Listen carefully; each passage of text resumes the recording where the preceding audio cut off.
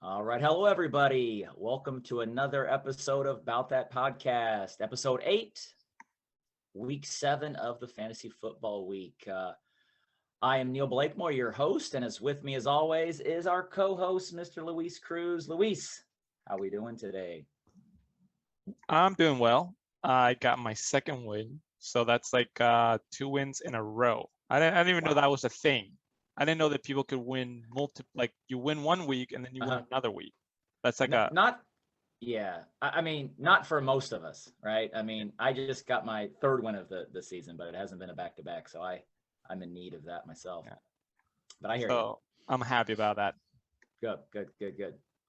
So So let's what do you got for us? Let's go into some of the stats from last week. yeah, let's jump right into that. We'll begin with the scoreboard. We have Team Casa with 105 and the Lucha Maniacs with 119. We have Haitian Whoop, whoop. Killer with 175. First Star Nation with 118. You have the Brewery with 131 versus the Shark at 111. The Brady's Bunch with 126 versus Hialeah Mafia with 135. Mita Italia with a big score with 151 versus 136, which is above average Ditkas. And then you have the Funsies and Canadian Tiger. Funsies with 120 and Canadian Tiger with 99, which makes him actually the lowest score of the week. And he has a prize for that. We'll talk about that. In the standings, you have Team Haitian Killer with 5 wins and 1 loss. Tar Nation, Metropolis Sharks, Brady's Bunch, the Funsies, all of them with 4 wins and 2 losses. Then you have Team Hialeah Mafia and the Brewery, both of them with 3 wins and 3 losses. You have Mata Italia, the Lucha Maniacs, Canadian Tiger, and Team Casa, all of them with 2 wins and 4 losses. And then you have above average Ditkas with 1 win and 5 losses. When we look at the rankings, we have Team Haitian Killer first, Team Hialeah Mafia second, above average Ditkas number 3. Then you have Tarnation number 4, the Brewery number 5, the Lucha Maniacs number 6, Canadian Tiger number 7, the Fancies number 8, Mata Italia number 9, Brady's Bunch number 10, Metropolis Sharks at 11, and last Team Cast Out at number 12. That's the rankings, and let's talk about all this information. Yeah, let's do that. Again, the rankings are bit suspect, right? You had above average Dickas in the third spot, but he's only got 1 win, so the algorithm might be a little off. But as we said last week with our contenders and pretenders, I picked above average Dickas as one of my contenders, which he didn't get this win, but if you look at it, he scored like the third most points. The only team he would have lost to is Haitian Killa and the team he played, Mata Italia. He would have beat everybody else. He's had some really tough matchups. I still think he has a good team. 5 losses is a tough hole to climb out of, but we'll see if he can do it. Also, some big numbers put up. Monster number by Team Haitian Killer. Shout out to Ricardo, man. He's just been crushing it. His boy Derrick Henry has really come through. It's been the first round steal. I mean, I got him round 4, but I mean, he's just been a monster. I mean, it's great to have him on your team. He's got Cooper Kupp, who's been great too. So we'll see if he can continue that. Who else, Cruz, that you got who kind of had some good numbers this week or some improvements? What do you think? I don't know if I would call them improvement. I mean, it's tough to look at fantasy football because it's like a week to week type of thing. You're right. I mean, Ricardo has been doing well, but the season it's long. Many things can happen. Players can rise and others can fall. I think when you look at yourself and you have a negative record at the moment, it's important to remind yourself that we extended the playoff format. 2 more teams get in this season, so that means that you just have to be top 50% and you're in. And my whole thing about the playoffs, even though I have not been there many times, It's you want to get in and then see what happens, because again, fantasy football is like a week-to-week thing. Somebody can decide, oh, we're gonna rest Derrick Henry a little bit because he bumped his knee a little bit, which doesn't seem possible. That guy seems like it's made of metal, but things can happen. So it's hard to look at just 1 week and say this team got better.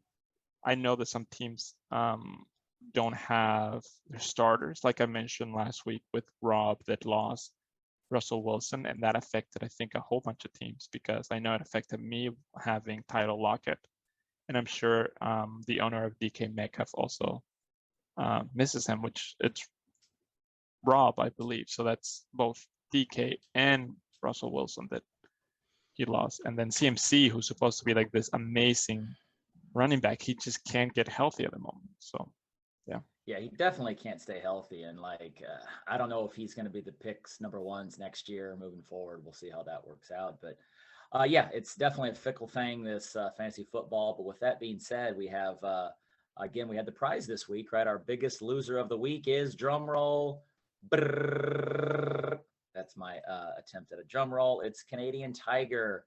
Sorry, Team Cassell, you missed it by 6 points, but you still got the loss, so well done there. Canadian Tiger was the only team not to break 100 points. He missed it by 0.2, but he does win that $20. So look for it in your bank account shortly, Tiger. So how do you feel about that? It must feel like a weird feeling. It's like, congratulations, you're a loser.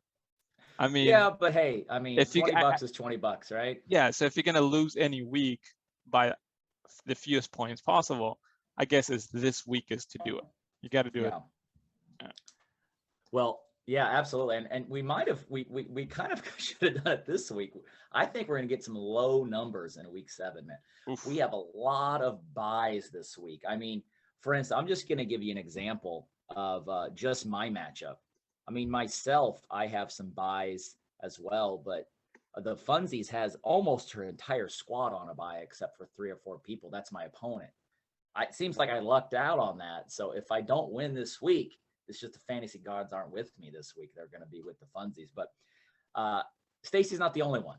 A lot of teams have bye weeks. What about you? You have anybody on bye this week, Cruz? I have 5 players on bye. But they're always on a bye, your team, right? Kind of. But the thing, it's like, then I get to play Ricardo on top of that. So we were talking about it yesterday. I saw him yesterday, and he's like, I think I'm gonna lose. I think he's just being nice to me. Like, he doesn't want to tell me I'm gonna crush you.